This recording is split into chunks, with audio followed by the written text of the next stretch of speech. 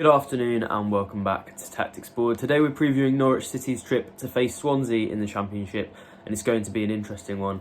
After a 2-0 win for Norwich over Birmingham at the weekend, this may have looked like a pretty decent opportunity for them to go and build some momentum against a team who have struggled themselves 4 points this season, but they got a very impressive 3-0 win at Millwall at the weekend. So it's two sides now going into the game with a little bit of momentum. It's hopefully going to be a higher quality clash than we might have seen had it taken place at the weekend, and I'm going to take a look at the 11 that I think David Wagner will pick for the game, as well as how I see it panning out tactically. But first I'm going to start with a clip from Wagner's pre-match press conference where he revealed that he will be making changes for the game. I think that was a pretty interesting thing to come out with after such a comfortable win at the weekend, but this is what he had to say. We will make changes again on Wednesday. This is why we build a squad which is competitive, where we can give players game time and minutes, and then they are asked to push and to help and to keep the demand and the standard as high as they've done the whole time. And this is what we will do on Wednesday and on Saturday and till the end of the season. And based on that, this is the 11 I think he'll go with.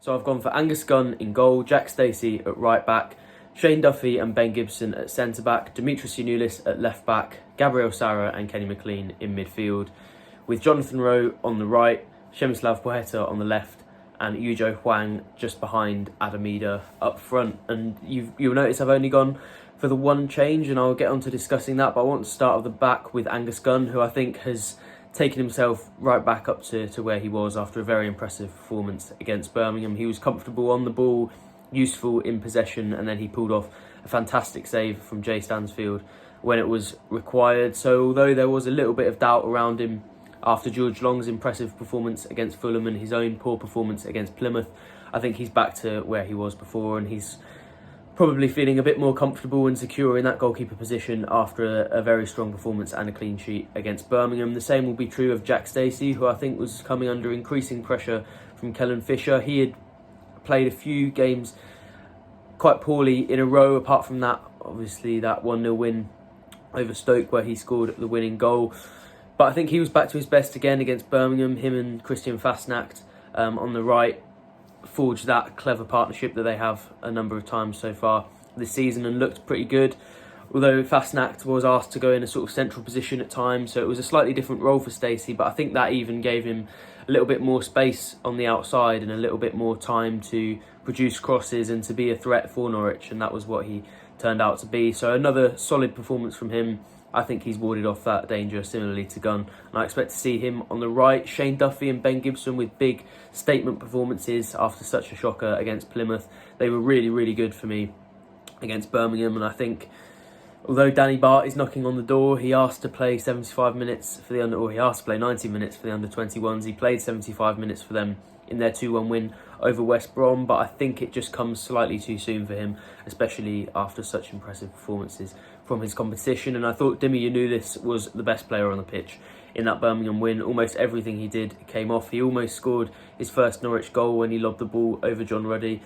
But yeah, he was absolutely excellent. I think Wagner would like to see him add maybe a few more goals to his game, but he got the assist for the crucial deadlock breaker, of course, that Gabriel Sara scored. And I don't think he could have done much more to secure his place for this game. So I would expect to see him at left back. He's one of the first names on the team sheet at the moment, I think, and hopefully he can continue to produce in David Wagner's system. And in midfield, I've got Kenny McLean and Gabriel Sara. And in the first half, I wasn't especially impressed by Sara's performance. I don't think in that Birmingham game, I think he turned down the opportunity to break the press and to drive forward. At times, I think he passed the ball backwards a little bit too often, but in the second half, he seemed to really switch it on. And when he scored that goal, it was the celebration of a man who I think knows maybe has struggled in the last few games.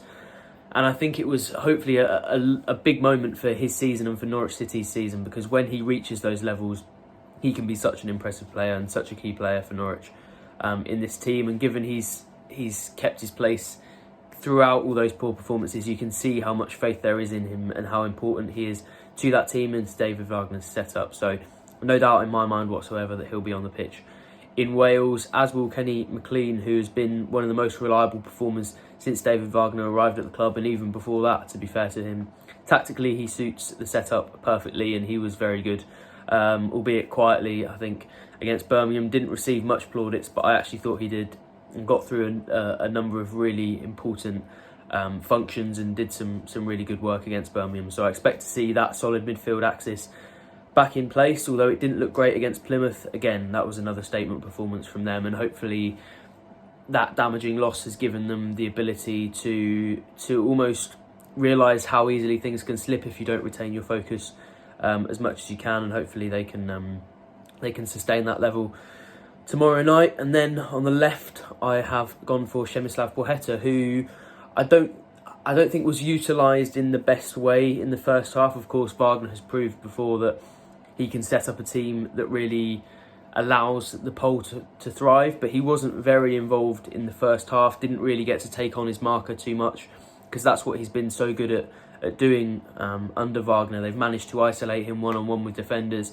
and then when it comes down to a race between him and his marker, there's only going to be one winner. So I think if Norwich can find a way to get that out of him more and to put him in that scenario more often than they did against Birmingham, then that will be certainly very beneficial to them. But I don't think he was poor enough against Birmingham that he's going to get dropped. Obviously, Wagner did promise more changes, and that was his first league start of the season, so he may be considering dropping the poll, but I would give him another chance after he's been so impressive in so many substitute appearances and cup appearances.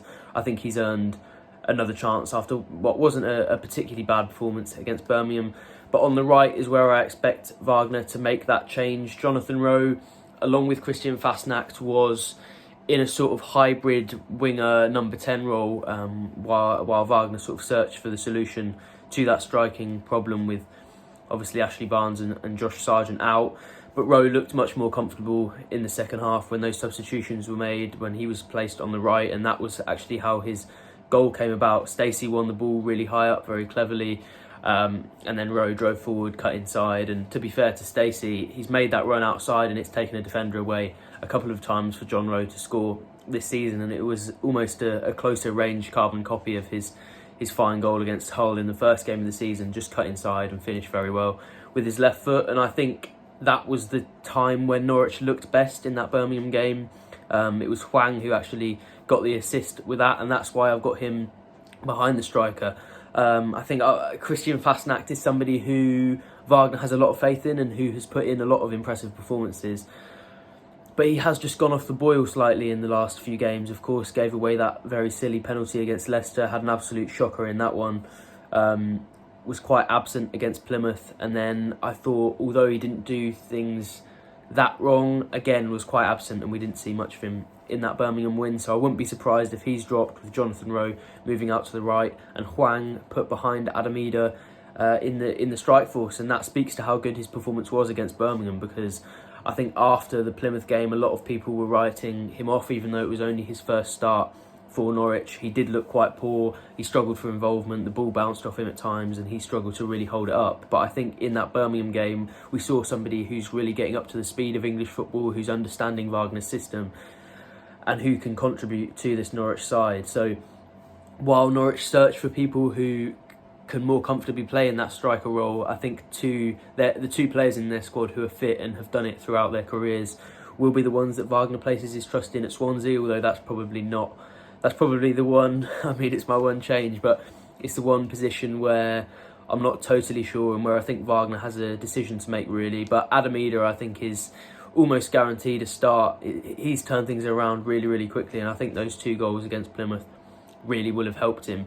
Obviously they were once Norwich were already 5-0 down, they weren't going to change the game, and Plymouth maybe will have switched off, but it took Ida to the most goals in his senior career. It gave him the confidence boost that I think strikers really need. Of course, those goals matter to them, and even if they've lost the game, I think Ida will have been quietly happy, even though he won't have been happy with the result, of course, and the team performance. He will have been happy to get that bracelet on in that game, and I think you could see the confidence when he came on against Fulham and then in that Birmingham game. Although he didn't actually score, I think that chance which he sort of created for himself, took a great touch and then fizzed it just wide of the post. Had that gone in, he would have been being praised for an absolutely fantastic goal. And to see that level of conviction from him is really refreshing, and is something I don't think we've seen enough from him. So hopefully he can carry that momentum forward.